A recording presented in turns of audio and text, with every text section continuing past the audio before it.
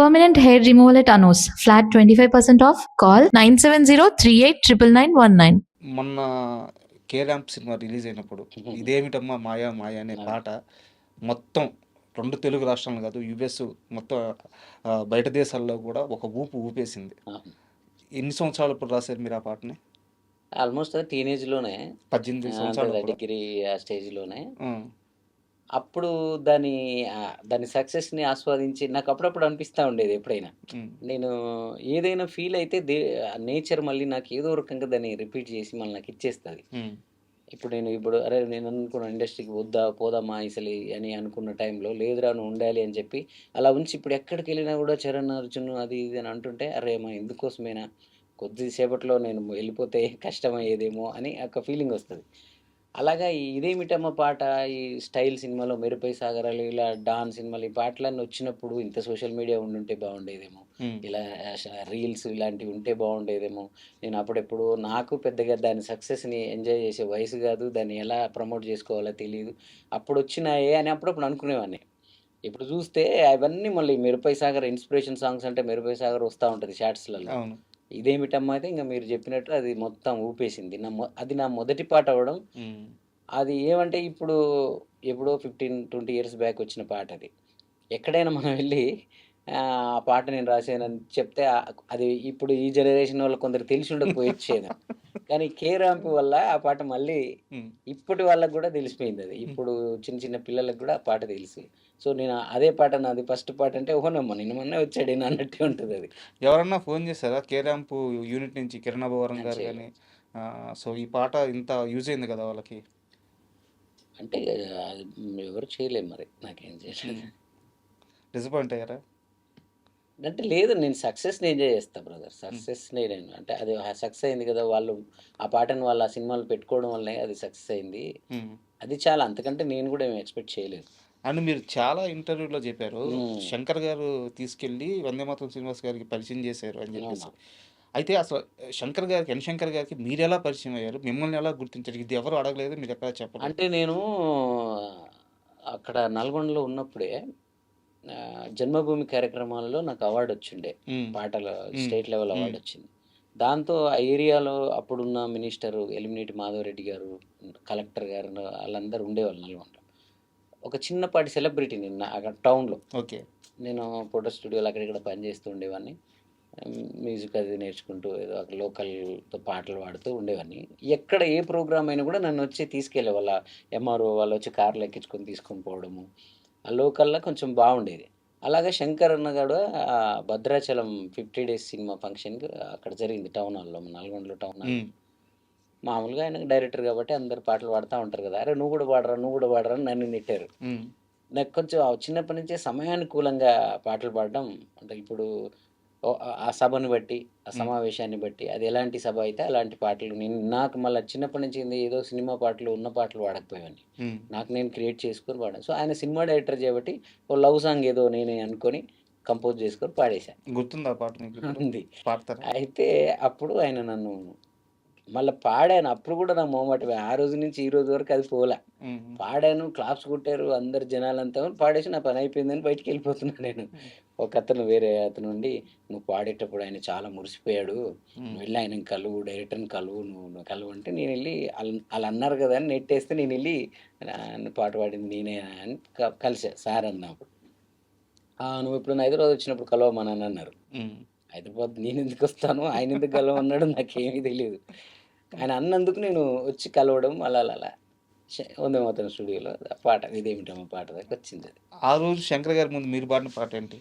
సంధ్య వేళలో సరిగమ పదని సాలాపించగా చందమామ చిరు చందనాలతో నన్ను దీవించగా మదిలో మెదిలెను ఏదో భావం బహుశా నువ్వేనేమో కలలో కదిలెను కమ్మని చిత్రం మనసా నీదేనేమో యమునా తీరమందు ఎదలో ఊహలన్నీ కవితలుగా రాస్తుంటే ప్రతి పదము నీ పేరే వరద పొంగుల్లో ప్రమిద రంగుల్లో నీ వయలు చూసాలే లేదు ఉంటది. ఏంది ఎంత బాగుంది పాట అది. అదే నాయి చాలా చిన్నప్పుడు రాసిన పాటల్లో గూడా ఎక్కడా తప్పులుండవు ఎవరైనా ఎతకడానికి గూడా. అంత ఒక మెచ్యూర్డ్‌గా ఉంటాయి. ఒక పెద్ద వంశీ గారి సినిమాల్లో ఉండే అవును. ఆ సాహిత్యం గాని, ఆ ట్యూన్స్ గాని, లేదా మన శేఖర్ కమ్ముల గారి సినిమాల్లో ఉండే ఆ గోదావరి సినిమాలో ఉండే ఆ ఫీల్ గాని, అట్లాంటి ఫీల్ అలాంటి కలుగుతుంది. పాటలు. ఆ! ఇలాంటి పాటలు ఎన్నున్నాయి ఇంకా మీ దగ్గర?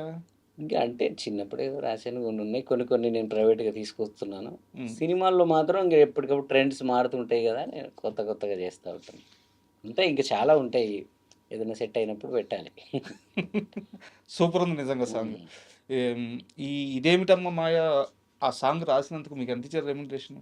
దేమిటమ్మ రాసినందుకా 3000 ఏమో ఇచ్చారప్పుడు. 3000 హ్మ్. చాలా ఎక్కువ అప్పుడు. అసల 3000 చూడడం నేనదే ఫస్ట్ టైమ్ లైఫ్‌లో. మా నాన్న గూడా చూసిండు. ఆ! ఆ స్టేజ్‌లో అప్పుడున్నప్పుడు అవి అంటే నేను పాట రాశాను సినిమాలో. రాజశేఖర్ గారు స్టార్ గదా! అప్పుడు. హ్మ్. రాజశేఖర్ గారి సినిమాలో పాట రాశాను అంటే ఎవరు నమ్మలే.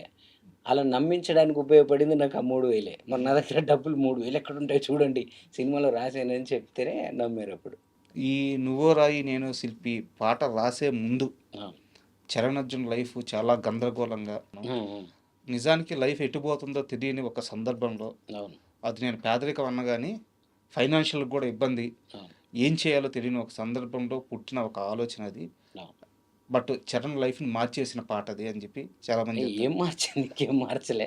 బట్ కానీ ఒక చిన్న ఒక రికగ్నిషన్ అయితే రికగ్నిషన్. ఇచ్చింది. ఆ! సో, ఒక్కసారి ఆ పాట. అదేందంటే చాలా ఇంటర్వ్యూ‌లో చెప్పాను. బట్ మీరడిగే విధానం బావుంది కొత్తగా కాబట్టి మీకు చెప్తున్నా. అంటే 'నువ్వోరా నేను శిల్పి' ముందు ఏమంటే అసలు మనల్ని అంటే నా గురించి రాసుకున్నన్ని కథలు ఈ జనాలు వాళ్ళ గురించి కూడా రాసుకోరు. అన్ని కథలుంటాయి నా మీద. హ్మ్. వాడికి వాడే డిసైడ్ అయితాడు. ఈయన ఇది అని, వాడు ఆయన అదే అని, ఈయన ఇది అని.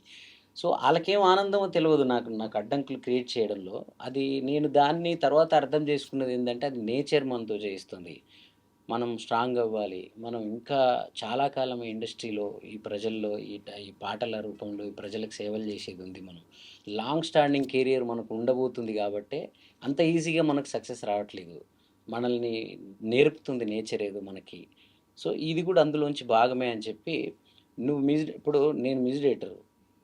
నేను మ్యూజిక్ డైరెక్టర్ అవుతానంటే, "నీకెందుకు మ్యూజిక్ డైరెక్టర్? నువ్వు పాటలు రాసుకోవచ్చుగా" అని ఒకాయన సలహా ఇస్తాడు. హ్మ్. ఇంకొకాయన "సంగీతానికి నీకేం సంబంధం" అంటాడాయన. హ్మ్. ఇవన్నీ నాకెంత కోపం వచ్చేదంటే, నువ్వెవడురా డిసైడ్ జేయడానికి? సంగీతానికి నీకు సంబంధం అంటే అంటే నువ్వు పాటలు రాసుకోవచ్చు. లేపోతే నువ్వెక్కడ మ్యూజిక్ డైరెక్టర్‌గా గెలుస్తావు. అంటే మనం జేసిన కొన్ని సినిమాలు అంటే మనకు తెలివి లేకో, లేకపోతే మెయింటెనెన్స్‌కో, మొహమాటానికో ఒప్పుకున్న కొన్ని సినిమాలుంటాయి. హ్మ్. అవి సరైన రిజల్ట్ ఇవ్వకపోవడంతో అవి మన మీద పడిపోతాయి. పడిపోయి మనం సక్సెస్ అవ్వం. మన పాట రీచ్ అవ్వదు. అసలు దాన్నేమంటారంటే నువ్వు మ్యూజిక్ డైరెక్టర్ నువ్వు వద్దంటుంటే నువ్వు మ్యూజిక్ డైరెక్టర్ ఎందుకు జేసావు? నువ్వు మరి సక్సెస్ అయినవి ఉన్నాయి కదా! అప్పుడు నేననేది 'నువ్వురాయి నేను శిల్పి' ముందు. ముందు. ఆ! అప్పుడు నాకు ఒకటుండే. అరే! నన్ను నేను కంపోజర్‌గా, సింగర్‌గా అంటే మ్యూజిక్ అంటే లిరిక్స్ కాకుండా మ్యూజిక్ అంటే లిరిక్స్‌తో మీరు సక్సెస్ అయినాయని చెప్తున్న పాటలన్నిటికి నా పేరుండదు. పెద్ద పెద్ద సినిమాల్లో ట్యూన్ నాదే ఉంటది. కంపోజిషన్ నాదే ఉంటది. అన్నీ నాదే. అది నా పేరు పడుంటే అప్పుడే నా లైఫ్ మారిపోయేది. ఉంది. ఈ ప్రశ్న కూడా ఆ! ఉన్నాయి. ఉంది. అడుగుతాను. సో, అప్పుడు నేను నా పేరుతో నేను ఒక పాటని ప్రజలకు రీచ్ చేయలేనా? హ్మ్. ఇప్పుడొస్తున్న సోషల్ మీడియా, యూట్యూబ్‌ను వాడుకొని నేను మిలియన్స్ తెచ్చుకోలేనా నా పాటలకి? అది సినిమా ద్వారా అవ్వట్లేదు. ఇప్పుడే వస్తుంది గదా! యూట్యూబ్ వేదిక.